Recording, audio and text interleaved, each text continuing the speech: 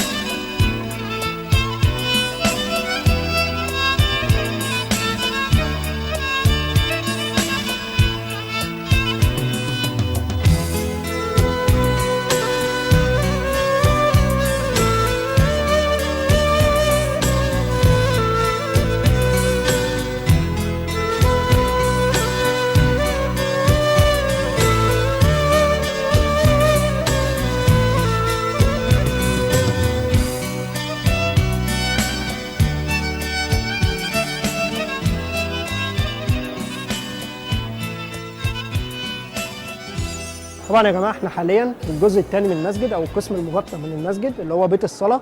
اول حاجه بنشوفها على يميننا واحنا داخلين من المدخل مدفن او قبر محمد علي. تمام. محمد علي توفى سنه 1849 بعد بناء المسجد ده بسنه واحده. تمام. زي ما احنا شايفين المسجد كله معمول من البرونز او من النحاس. تمام. مطلي بماء الذهب. تمام.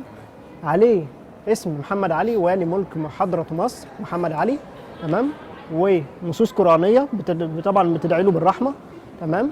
من الداخل هنشوف قبر محمد علي هو معمول من الألاباستر. تمام. عليه نقوش وآيات قرآنية. تمام. ولو شفنا من فوق هنلاقي شكل الستايل بتاع الطربوش اللي كان بيلبسه محمد علي. لو قربنا وشفنا من فوق كده نلاقي شكل الستايل بتاع الطربوش اللي كان بيلبسه محمد علي اللي هو الستايل التركي.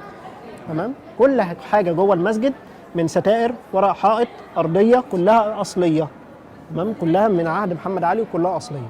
تمام. كنت عايز اسال على حاجه بس هو طبعا اكيد المواد المستخدمه دي مواد مختاره بعنايه بس برضو يعني اكيد عوامل التعريه بتاثر فكانوا ازاي بيحافظوا عليها انها تفضل برضو بنفس اللمعان ده وانها محافظه على لا هو عن طريق التنظيف المستمر. هو عن طريق التنظيف المستمر. هو تنظيف مستمر وحاليا اصلا بص عوامل التعريه مش هتدخل داخل المسجد. هتدخل داخل المسجد انت دلوقتي داخل المسجد كمان زي ما انت شايف ان الجو حتى هنا مش حر جدا زي بره. تمام. نتيجه للالاباستر اللي احنا موجودين جوه. تمام. فالالاباستر بيدي زي ما تقول بروده في الجو شويه. تمام. لكن ده كله تنظيف ده بيتنظف بشكل يومي. تمام. وطبعا زي ما احنا عارفين برضو ان ايام محمد علي كان في عمال شغالين في المسجد فكانوا برضو بينظفوه برضو. هو عامه المسجد بقى له كام سنه يعني عمره قد ايه؟ هو حوالي 200 سنه. 200 سنه؟ يعني 200 سنه الا شويه بقى مبني سنه 1830. تمام. ودلوقتي احنا دلوقتي كام 2015 يعني 200 سنه الا 15 سنه بالظبط. تمام. طبعا هنتوجه دلوقتي لمنتصف المسجد عشان نشرح ونشوف الزخارف الجميله وروعه المسجد من الداخل.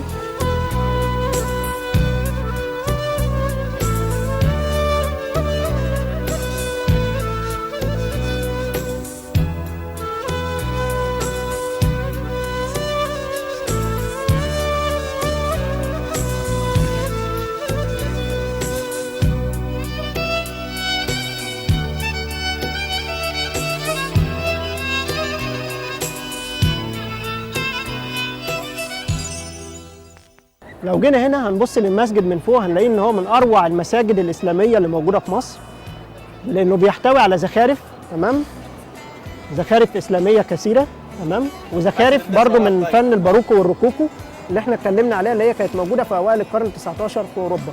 تمام. لو بصينا من فوق هنلاقي شكل المسجد من فوق واخد الشكل البرونز مبني كله من البرونز او من النحاس. اللي هو اللي ظهر في اوروبا. لو ينفع حضرتك تكلمنا اكتر عن النجف عشان النجف برضه شكلها ملفت جدا. النجف النجفه ديت زي ما انا قلت لك ان هي كانت هديه مع برج الساعه من الملك لويس فيليب. دي برضه ملك مصنوعه فرنسا. هناك في فرنسا. معموله في فرنسا، ما هي النجفه وبرج الساعه. برج الساعه. تمام. المشكوات ديت اللي احنا شايفينها اللي هي اللي فيها الاضاءه واللي فيها اللمبات، تمام، عددها 365 مشكاه بعدد ايام السنه. تمام، اللي هي المشكوات الدائريه.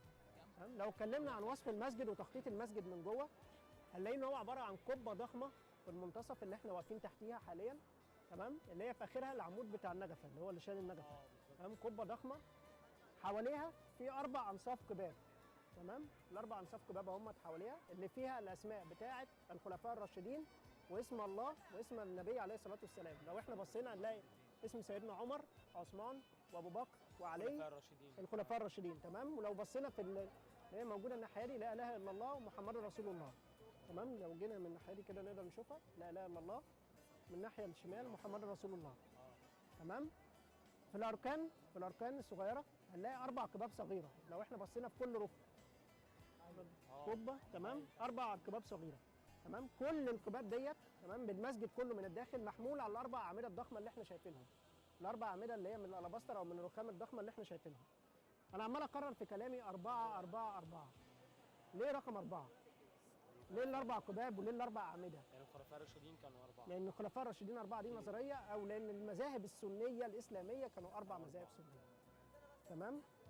تمام. هنبص برضه على الشبابيك هنلاقي فوق كل شباك تمام جزء من قصيده اللي هي البرده للبوصيري، وكل شباك هنلاقي نقش كده كتابي اللي هي قصيده البرده للبوصيري. تمام؟ هنبص طبعا الناحيه دي هنشوف المنبر، ممكن نروح للمنبر ونشوفه.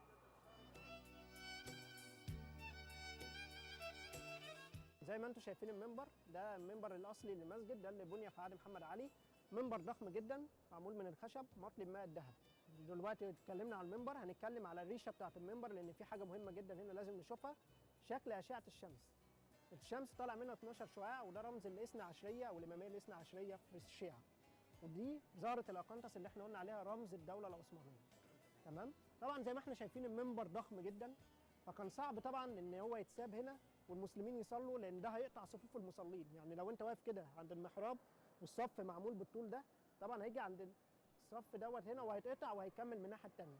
عشان كده الملك فاروق سنه 1939 بنى المنبر الصغير دوت من نفس خامه المسجد اللي هو الرخام او الالاباستر.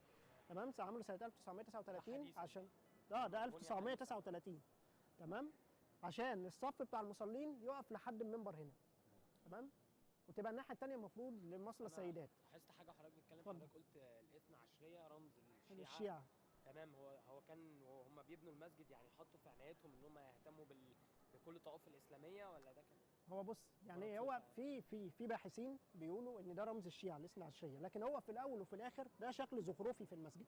ممكن يكون مجرد لانه شكل، ممكن يكون بس مجرد شكل زخرفي في المسجد. تمام، لان في الاول وفي الاخر دي كلها زخارف اسلاميه، يعني سواء الشمس طالع منها 12 شعاع او الزخارف النباتيه او الزخارف الهندسيه، كلها اشكال نباتيه. بالظبط. لكن احنا بنقول ان في باحثين بيقولوا ان ده رمز الاماميه الاثنى عشريه. انت عارف طبعا ايه مثلا لما الشيعة بيجوا هنا اي حاجه بيشوفوها بيقولوا لا دي بتاعتنا. تمام. اي حاجه برضو مثلا اي ديانه ثانيه برضو يجوا يقولوا لك لا دي بتاعتنا. احنا مثلا لو جينا بصينا نوت في المنتصف اللي هو السلسله اللي نازل منها النجفه الكبيره اللي هي في القبه، لو بصينا فوق في القبه خالص هنلاقي رمز نجمه. تمام، من 6 رؤوس اللي هو اللي احنا قلنا عليها الطبق النجمي. في ناس بيقولوا عليها ان ديت نجمه داوود. يهود. تمام، طبعا الكلام ده مش صح. لا. ده شكل زخرفي بس. طبعا انت عارف ان اي حد بيجي بيربط الحاجه دي بيه بينسبها لنفسه. يعني اليهود يجوا يقولوا لك لا ده شكل ده نجمه يهود، ده محمد علي كان يهودي، ده كذا ده كذا. الكلام ده غلط خالص. تمام، ده شكل زخرفي المقصود بيها ان طبعا كلها اشكال اسلاميه، اشكال الزخرفيه اسلاميه بس مش اكتر من كده. تمام، زي ما احنا قلنا الملك فاروق كان عمل المنبر دوت عشان ما يقطعش صف المصلين، فصف المصلين يوصل لحد هنا ويكمل لحد ورا. تمام، لو جينا بصينا هنا هنلاقي ان ديت دقه المقرئ. دقه المقرئ ديت اللي المقرئ بيطلع عليها بيقرا قران كل يوم جمعه قبل الصلاه. تمام، او قبل الصلوات. هنلاقيها برده معموله نفس الشكل بتاع المنبر الكبير. تمام، عباره من خشب ومطليه بماء الذهب وعليها نحاس. تمام، وطبعا دوت شكل المحراب ودوت اللي بيشير الى مكه المكرمه. تمام، زي ما قلنا المسجد كله معمول من رخام عشان كده احنا مش حاسين بالحر. طب هو لحد دلوقتي لما بيبقى في صلاه جمعه او كده بيبقى في صلاه داخل المسجد؟ الصلوات بيقرا قران هنا صلاة الجمعة بتقام كل جمعة في المسجد، وصلوات العيد برضه بتقام في المسجد، والصلوات الخمس بتقام بس ما بيتقفلش طبعا المسجد، هو المسجد بيتقفل ساعة صلاة الجمعة تمام؟ وساعة صلوات العيد، لكن ساعة الصلوات الخمس المسجد ما بيتقفلش، زي ما احنا شايفين ان في هنا فاصل بيفصل بين الناس اللي بتصلي وبين الناس اللي بتتفرج على المسجد. السجاجيد اللي احنا واقفين عليها دي السجاجيد الأصلية، دي اللي من عهد محمد علي تمام. ولازم نفرق ان في سجاجيد اصليه وفي سجاجيد ثانيه مش اصليه اللي هي هتلاقوها في منتصف المسجد، لكن السجاد اللي احنا واقفين عليه حاليا ده السجاد من عهد محمد علي. ده طبعا حصل له ترميم كتير، ده طبعا بقى ده حصل له ترميم كتير تمام، بس ده الاصلي في الاخر بيبقى ان ده الاصل، ده اللي بقى له 200 سنه فعلا تمام. طبعا حصل عليه ترميم كتير والمرممين صلحوه كتير طبعا، لان من كتر المشي عليه طبعا اتقطع واتفتت تمام، لكن هو اتعمل له ترميم، لكن ده الاصلي بتاع المسجد. ومن المكان الجميل طبعا هنطلع نشوف البانوراما اللي بتطل عليها القلعه من بره، هنشوف بعض الاثار الاسلاميه تمام، واوريكم برضو الهرم لانه الهرم بنقدر نشوفه من القلعه هنا.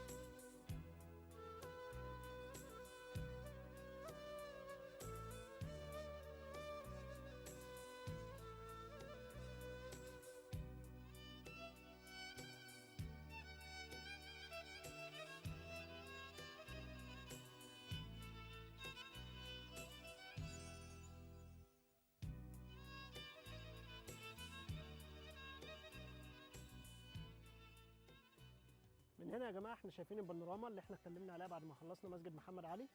البانوراما ديت بتوريكم القاهره الاسلاميه او معظم القاهره الاسلاميه تمام. لو بصينا في الجنب ده هنشوف مسجد احمد بن طولون، تاني المساجد المصريه اللي اتبنت في مصر بعد مسجد عمرو بن العاص تمام. احمد بن طولون اللي بنى المسجد لما جه وبنى مدينه القطائع وحكم مصر، بنى المسجد في منتصف مدينه القطائع تمام. مسجد ضخم جدا. نقدر نشوف هنا مدرسه السلطان حسن، وديت احنا بنسميها هرم العماره الاسلاميه. ليه هرم العماره الاسلاميه؟ لانها بتضم جميع الزخارف والفنون الاسلاميه اللي ظهرت منذ بدايه العصر الاسلامي الى العصر المملوكي، اللي بناها السلطان حسن، وده يبقى والد الناصر محمد بن راون اللي ليه مسجد هنا في القلعه. تمام. كانت مدرسه لتعليم المذاهب السنيه الاربعه. تمام.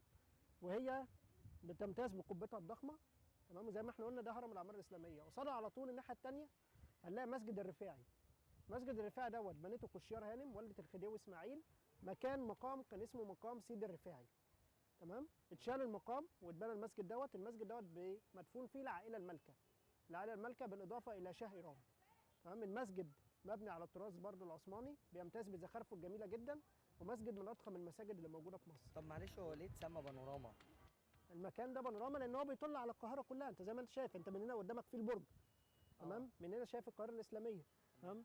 انت لو بصيت انت الجنب دوت الناحيه دي بس مش هتبان، المفروض ان في الاهرامات، بس هو عشان في شبوره وكده فمش باينه قوي.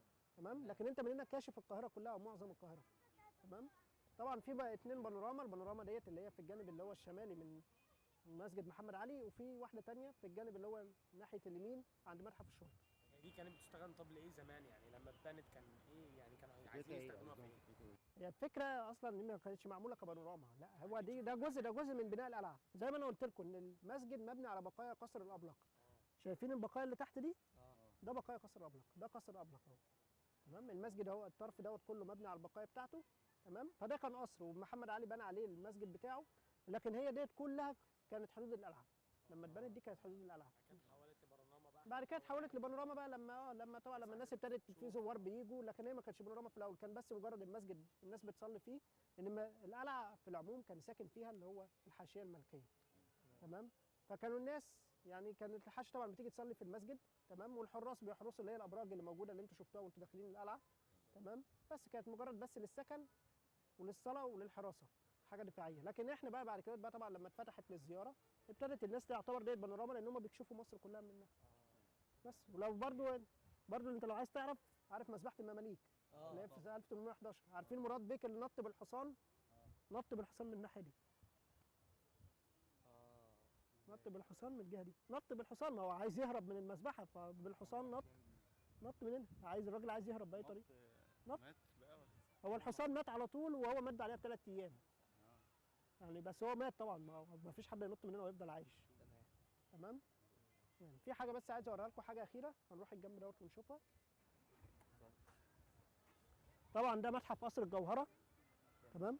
ده متحف قصر الجوهره. تمام. كان بيحوي اللي هو العرش بتاع محمد علي موجود جوه، لكن هو حاليا مغلق للترميمات. تمام. وفي الغرفه اللي عملها الخديوي اسماعيل للامبراطوره اوجيني لما جت تفتتح قناه السويس. تمام. لكن هو حاليا مقفول للترميم. تمام. لو جينا في الجنب هنا وبصينا على مسجد احمد بن طولون اللي احنا قلنا عليه، هنشوف ان الميزانه بتاعته ليها طراز مميز جدا، واحنا بنسميها الميزانه الملويه. تمام. ده طراز متاخد من تراث سمراء في العراق، مدينه سمراء في العراق.